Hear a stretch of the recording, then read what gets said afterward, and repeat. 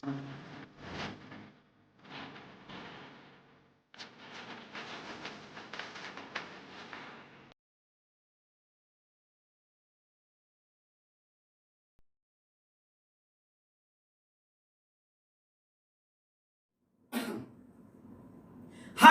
કેમ છો બધા? મોજમાં ને? ચલો મિત્રો, ચેપ્ટર નંબર 2 ના ઓલ્ડ ટેક્સ્ટ બુક ના એમસીક્યુ ને આગળ વધારીએ. બરાબર?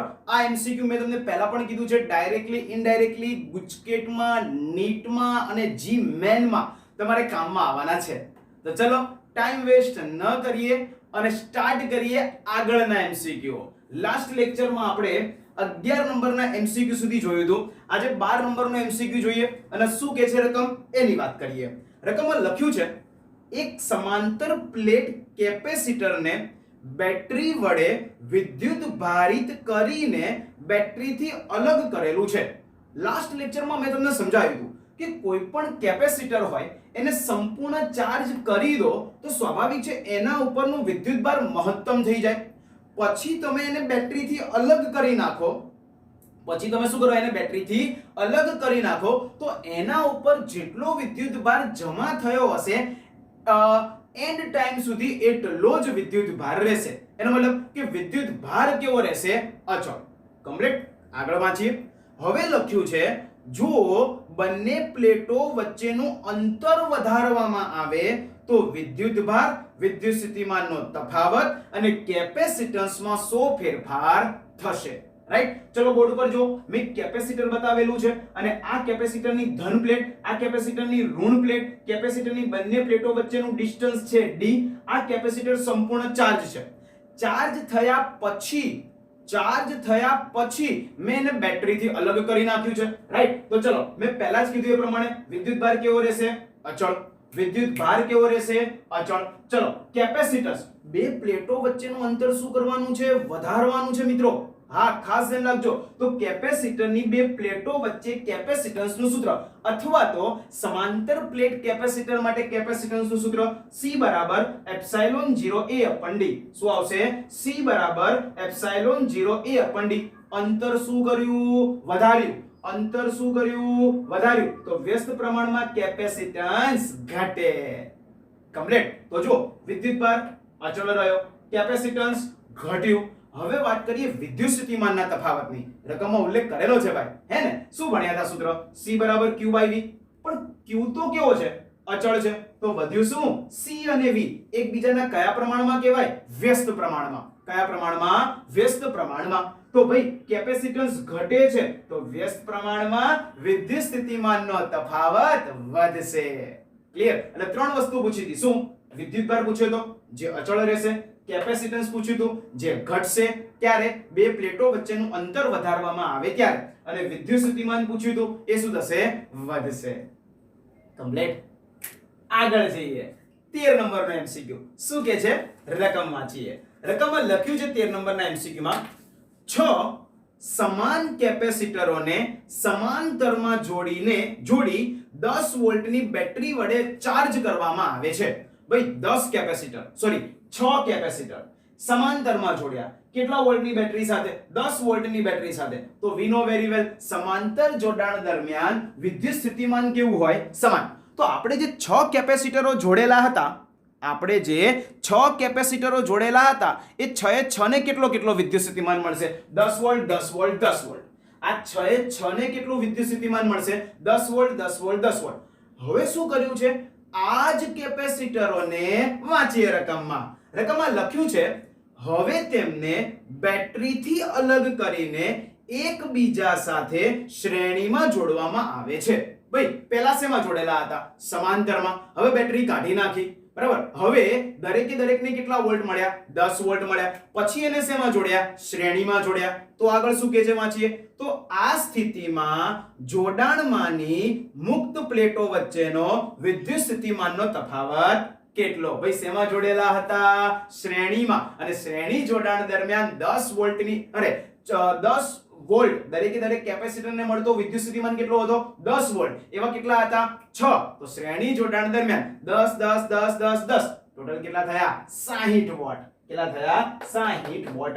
v ડેશ બરાબર 6 ગુણ્યા v, દરેક માટે v બરાબર 10, તો જવાબ કેટલો આવશે 60 વોટ. ધ્યાન રાખજો બેટરી જોડેલી નથી, બેટરીને કાઢી નાખી હતી. સમજ્યા? ઓકે, કારણ કે શક્ય જ નથી. તો તમારે કેટલા વોલ્ટની બેટરી જોડવી પડે? 100 વોલ્ટની. સોરી, હા યસ, 100 વોલ્ટ, સોરી 60 વોલ્ટની બેટરી જોડવી પડે તો જ 10 મળે. સરખું વેચાય ને? એક સરખું વિદ્યુત સ્થિતિમાં એક સરખું કેપેસિટન્સ હોય તો, નહીં તો નહીં. ઓકે, આગળ જઈએ. 14 નંબરનો એમસીક્યુ. રકમમાં લખ્યું છે ધાતુની એક સમાન 6 ચોરસ પ્લેટોને આકૃતિમાં દર્શાવ્યા મુજબ ગોઠવેલી છે. ભાઈ 6 પ્લેટો છે, પહેલી, બીજી, ત્રીજી, ચોથી, પાંચમી અને છઠ્ઠી. ફરી બોલું છું, પહેલી, બીજી, ત્રીજી, ચોથી, પાંચમી અને છઠ્ઠી. આ 6 પ્લેટ ચોરસ છે, તો સ્વાભાવિક છે દરેક પ્લેટનું ક્ષેત્રફળ કેટલું થાય? L². કેટલું થાય? L². દરેકે દરેક પ્લેટનું ક્ષેત્રફળ કેટલું થશે? L² થશે. ઓકે, ઉપરની બે પ્લેટો વચ્ચેનું અંતર સ્મોલ d છે, બરાબર. આ બંને પ્લેટો કેપેસિટરની રચના કરે છે, જ્યારે આ બંને પ્લેટો એ કેપેસિટરની રચના કરતી નથી. જ્યારે આ બંને પ્લેટો એ કેપેસિટરની રચના કરે છે અને એમની વચ્ચેનું ડિસ્ટન્સ કેટલું છે? 3d. તો 6 પ્લેટો પૈકીની 4 પ્લેટો કેપેસિટરની રચના કરે છે. ઇટ મીન્સ અહીંયા બે કેપેસિટર તૈયાર થાય છે અને બંને કેપેસિટર સમાંતરમાં જોડેલા ગણી શકાય.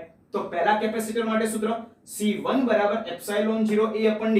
દેખાય છે શું આવશે? આ પહેલું કેપેસિટર, એનું કેપેસિટન્સ C1, આ બીજું કેપેસિટર, એનું કેપેસિટન્સ C2. તો C1 = ε0 A/d. અહીંયા d હતા, ક્ષેત્રફળ L² આવશે. ચલો, C2 = ε0 L² અપન બંને પ્લેટો વચ્ચેનું અંતર 3d.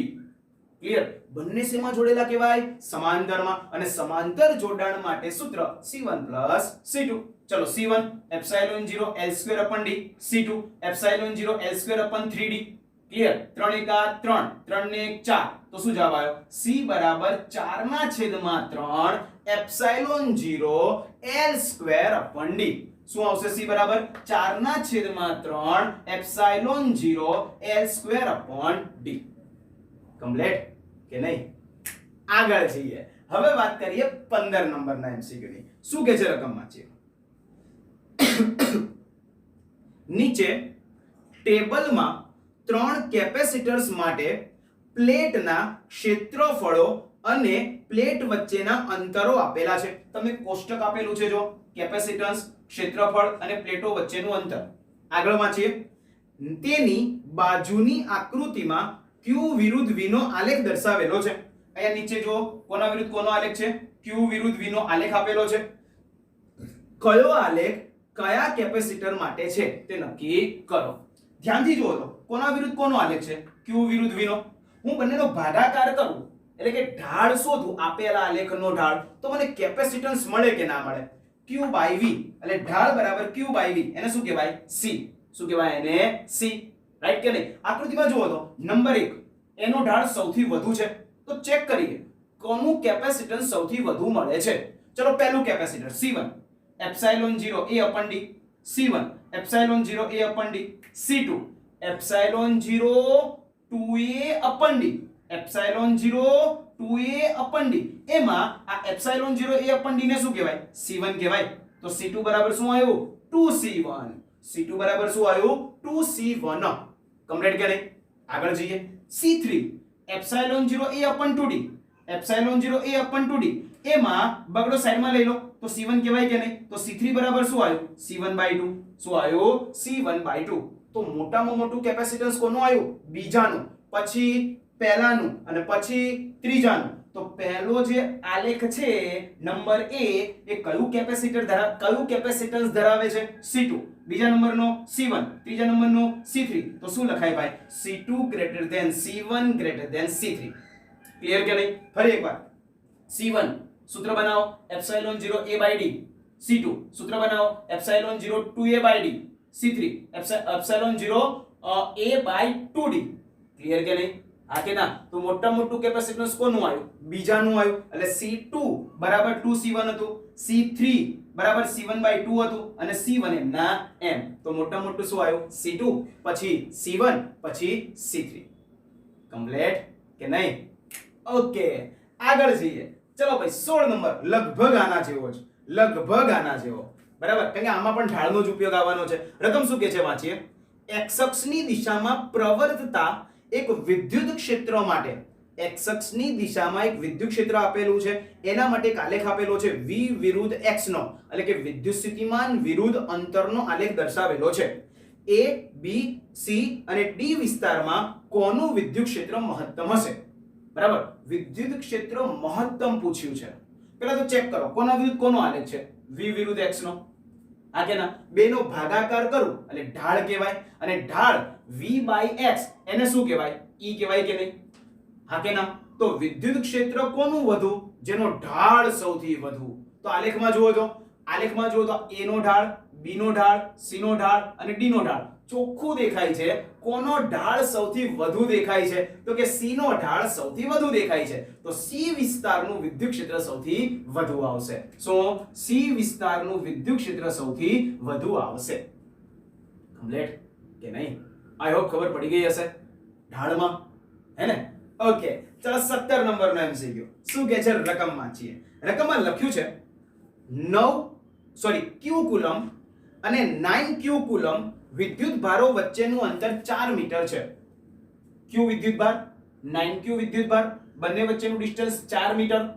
તો બંનેને જોડતી રેખાના જે બિંદુએ વિદ્યુત ક્ષેત્ર શૂન્ય હોય, બંનેને જોડતી રેખાના જે બિંદુએ વિદ્યુત ક્ષેત્ર શૂન્ય હોય તે બિંદુ આગળ વિદ્યુત સ્થિતિમાન શોધો. ચલો ભાઈ, બંનેને જોડતી રેખાના P બિંદુ આગળ વિદ્યુત ક્ષેત્ર કેવું છે? શૂન્ય છે. મેં પહેલા શીખવાડી દીધું વિદ્યુત ક્ષેત્ર શૂન્ય ક્યારે બનશે? તો કે જ્યારે આના વડે અને આના વડે ઉત્પન્ન થતું વિદ્યુત ક્ષેત્ર સમાન મૂલ્યનું અને વિરુદ્ધ દિશાનું હોય ત્યારે. રાઈટ કે નહીં? તો ચાલો ધારી લો આ P બિંદુ કેટલા અંતરે છે? x અંતરે છે. તો 9q કેટલા અંતરે કહેવાય? q થી x અંતરે P બિંદુ છે, તો 9q થી 4 - x. ચલો ભાઈ, આ P બિંદુ આગળ વિદ્યુત ક્ષેત્ર કોણ ઉત્પન્ન કરશે? કેપિટલ Q અને 9q. ચલો કેપિટલ Q માટે kq/x², 9q માટે k9q/4 - x એનો હોલ સ્ક્વેર. શું? k9q/4 - x એનો હોલ સ્ક્વેર. ચલો ભાઈ, k q ગયા ફોર્મમાં x ઉડાડી દેવાના નહીં. વર્ગમૂળ લઈ લો. આનું વર્ગમૂળ 3, આનું વર્ગમૂળ x, સામે જાય તો 3x, આનું વર્ગમૂળ એટલે વર્ગ ગયો તો શું આવશે? 4 - x = 3x. પેમ્પલેટમાં a લખ્યું છે, મેં અહીંયા x લીધું છે. હા, ચલો માઈનસ સામે જાય તો પ્લસ, તો x બરાબર શું આવ્યું? 1 મીટર. એટલે P બિંદુ એ પહેલા વિદ્યુત ભારથી કેટલા અંતરે છે? 1 મીટર અંતરે. તો આ P બિંદુ બીજા વિદ્યુત ભારથી કેટલા અંતરે થાય? 3 મીટરના અંતરે. ચલો P બિંદુ આગળ વિદ્યુત સ્થિતિમાન શોધવાનું છે ને, તો P બિંદુ આગળ વિદ્યુત સ્થિતિમાન કોણ ઉત્પન્ન કરશે? q અને 9q. બોલો, q માટે kq/r, તો kq/r, r ની જગ્યાએ x બરાબર 1. ચલો બીજા માટે k9q/r, r ની જગ્યાએ 4 - x એટલે 3. ક્લિયર? તો ચલો ભાઈ લસા લઈ લો. 3 * 1 = 3, 3 * 1 = 3, 3 ને 9 12, તો 12 kq/3, 12 kq/3, 3 3 ગયા તો શું જવાબ આવ્યો? Vp બરાબર 4kq. શું આવ્યો? 4kq. V મીન્સ વોલ્ટ, એકમ લખેલો છે. આઈ હોપ ખબર પડી ગઈ હશે. સેલો જ એમસીક્યુ તો આ ટાઈપના પૂછાય છે. ક્લિયર? આગળ જઈએ. હવે વાત કરીએ 18 નંબરના એમસીક્યુ ની. શું કહે છે? રકમ વાંચીએ. રકમમાં લખ્યું છે મિત્રો કે 600 માઇક્રોફેરાડેના કેપેસિટર ધરાવતા એક કેપેસિટરને, આપણી પાસે એક કેપેસિટર છે, એનું કેપેસિટન્સ કેટલું છે? 600 માઇક્રોફેરાડે. માઇક્રો એટલે 10⁻6. ચલો કેપેસિટરને 50 માઇક્રોકુલમ્બ પ્રતિ સેકન્ડના સમાન દરથી ચાર્જ કરવામાં આવે છે. ભાઈ 50 માઇક્રોકુલમ્બ પ્રતિ સેકન્ડ. કુલમ્બ પ્રતિ સેકન્ડ કોનો એકમ છે? વિદ્યુત પ્રવાહનો. તો I બરાબર 50 માઇક્રોકુલમ્બ પ્રતિ સેકન્ડ. માઇક્રો એટલે 10⁻6. આ માટે તેનું સ્થિતિમાન 10 વોલ્ટ વધારવામાં આવે છે. કેટલા વોલ્ટની બેટરી? V બરાબર 10 વોલ્ટ વધાર્યું તો લાગતો સમય શોધો. ક્લિયર? હિન્ટ આપી દીધી. I બરાબર સૂત્ર q/d, q બરાબર સૂત્ર cv, q બરાબર સૂત્ર cv/t. મૂકો મંડો કિંમત. ચલો t ઉપર જાય, I નીચે આવે. c ની કિંમત 600 × 10⁻6, v ની કિંમત 10, બરાબર i ની કિંમત 50 ગુણ્યા 10 ની માઈનસ 6 10 ની માઈનસ 6 10 ની માઈનસ 6 ગયા સાદુરૂપ આપશો એટલે તમને સમય મળશે 120 સેકન્ડ કેટલો મળશે 120 સેકન્ડ કમ્પ્લીટ આગળ જઈએ ચલો ભાઈ 19 નંબરનો એમસીક્યુ શું કે છે રકમ વાંચીએ R1 અને R2 ત્રિજ્યા ધરાવતા ધાતુના બે ગોળાઓને વિદ્યુત ભારિત કરવામાં આવે છે બે ગોળાઓ છે બંનેને ચાર્જ કરેલા છે R1 અને R2 ત્રિજ્યા છે ચલો હવે તેમને વાહક તારથી એકબીજાના સંપર્કમાં લાવીને અલગ કરવામાં આવે છે મિત્રો યાદ રાખો બે જ્યારે ગોળાઓને એમાં વિદ્યુત ભારિત ગોળાઓને એકબીજાના કોન્ટેક્ટમાં લાવીને અલગ કરશો એમાં બી સમાન એનો મતલબ વાહક તારની મદદથી જોડશો ત્યારે વિદ્યુત સ્થિતિમાન સમાન હોય આ ખાસ યાદ રાખજો બે વાહક ગોળાઓને વાહક તારની મદદથી જોડવામાં આવે ત્યારે વિદ્યુત સ્થિતિમાન સમાન હોય મીન્સ અચળ હોય બંને ઉપર રાઈટ ચલો આગળ હવે તેમની સપાટી પરના વિદ્યુત ક્ષેત્રો E1 અને E2 હોય તો E1 ભાગ્યા E2 બરાબર ખાલી જગ્યા સાવ સાદું ને સિમ્પલ વિદ્યુત ક્ષેત્રનું સૂત્ર શું ભણ્યા હતા E બરાબર V/d E બરાબર V/d d ની જગ્યાએ મેં શું લખ્યું આ પણ મેં પહેલા જ કીધું વિદ્યુત સ્થિતિમાન કેવું છે સમાન છે વિદ્યુત સ્થિતિમાન કેવું છે સમાન છે તો શું આવશે E ચલે છે 1/r લઈ લો ગુણોત્તર E1/E2 બરાબર R2/R1 E1/E2 બરાબર R2/R1 કમ્પ્લીટ આગળ જઈએ 20 નંબરનો એમસીક્યુ એક કેપેસિટરની બે પ્લેટો વચ્ચેનું અંતર 5x છે ચલો બે પ્લેટો બ્લુ કલરની દેખાય છે એમની વચ્ચેનું અંતર 5x ક્લિયર આગળ વાંચીએ તેમની વચ્ચેનું વિદ્યુત ક્ષેત્ર E0 છે તો E0 છે આગળ હવે તેમની વચ્ચે x જાડાઈનું અને હવે તેમની વચ્ચે x જાડાઈનું અને ડાઇઇલેક્ટ્રિક અચળાંક 3 ધરાવતું એક ચોસલું એક પ્લેટને અડકીને મૂકવામાં આવે છે જો આ એક ચોસલું મૂક્યું આ ચોસલાનો ડાઇઇલેક્ટ્રિક અચળાંક કેટલો છે 3 છે એની જાડાઈ કેટલી છે x છે કેટલી છે x છે આગળ વાંચીએ તો બે પ્લેટો વચ્ચે pd કેટલો હશે મીન્સ બંને પ્લેટો વચ્ચે ચોસલું મૂક્યા પછી ડાઇઇલેક્ટ્રિક અચળાંક વાળું માધ્યમ દાખલ કર્યા પછી એમની વચ્ચે વિદ્યુત સ્થિતિમાનનો તફાવત કેટલો તો ભાઈ એના માટેનું એક સૂત્ર છે પ્લેટ મીન્સ ચોસલું દાખલ કર્યા પછી વિદ્યુત સ્થિતિમાન શોધવાનું સૂત્ર V ડેશ બરાબર E0 d t plus t by k શું d t plus t by k સાહેબ ક્યાંથી આવ્યું તો E બરાબર શું હતું V/d d ને સામે જવા દીધો પણ પ્લેટ અરે ચોસલું મૂક્યા પછી ડિસ્ટન્સ બદલાઈ જાય કેટલું થઈ જાય તો કે d t plus t by k finish મૂકો મંડો ડિસ્ટન્સ કેટલું હતું પહેલા 5x હતું પછી ચોસલાની જાડાઈ x હતી ચોસલાની જાડાઈ x હતી ડાઇઇલેક્ટ્રિક અચળાંક 3 હતો ચલો ભાઈ 5x માંથી x જાય 4x 4 તરી 12 12 ને 1 13 તો જવાબ શું આવ્યો v ડેશ બરાબર 13x upon 3 E0 ભાઈ ખાસ ધ્યાન રાખજો કેપેસિટરની બે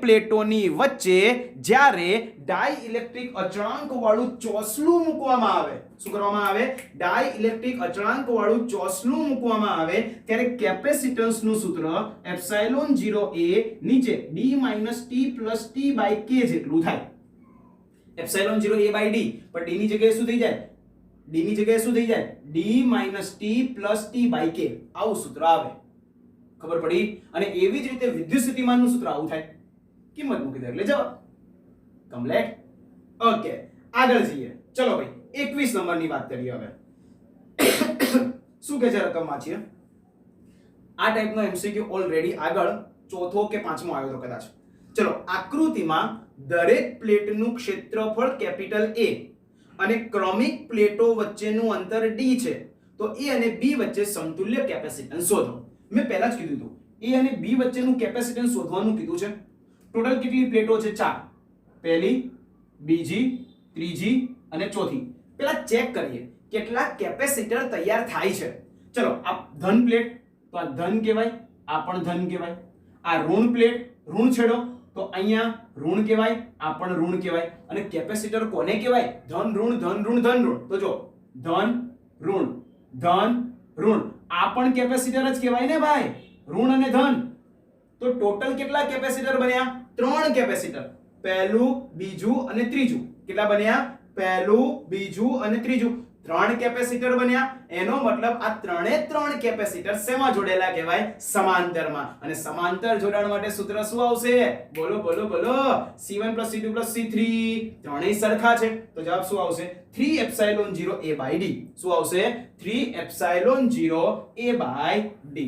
કમ્પ્લીટ કે નહીં?